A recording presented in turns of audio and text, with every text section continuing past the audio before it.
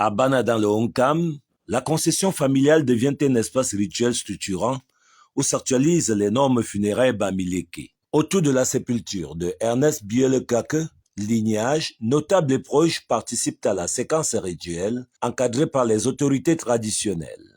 Les chants polyphoniques, percussions et gestes codifiés traduisent une communication symbolique avec l'au-delà, inscrite dans la cosmologie Grassfield. Le funéraire est là parce que quelqu'un était d'abord décédé.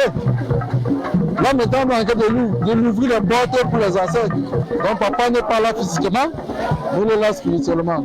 Et demain, je vais aussi partir. Chacun va continuer le rêve. Dans la tradition, les funérailles reposent sur des actes structurés, redistribution, sacrifices et rassemblements communautaires, garantissant la continuité du lien entre vivants et ancêtres. Toutefois, ces dispositifs rituels sont aujourd'hui traversés par des logiques de modernisation où l'ostentation sociale tend parfois à supplanter la fonction symbolique du rite. Les premiers Bamileke ont commencé les démonstrations de force. Pour dire que quand ils viennent faire les funérailles de leurs parents, il faut qu'ils soient vus. On a commencé à sortir du cadre traditionnel. De plus en plus, on s'est éloigné de la tradition.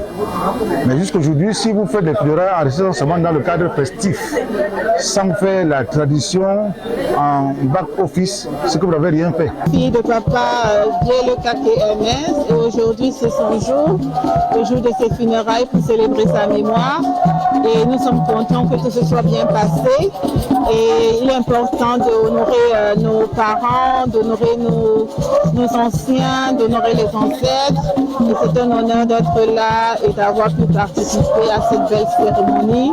Et on espère qu'on pourra transmettre ce patrimoine aux futures générations pour qu'ils puissent aussi valoriser nos traditions. À l'aube, la dimension publique du deuil s'exprime à travers danses et mobilisations collectives, rappelant la résilience d'un patrimoine culturel en recomposition permanente.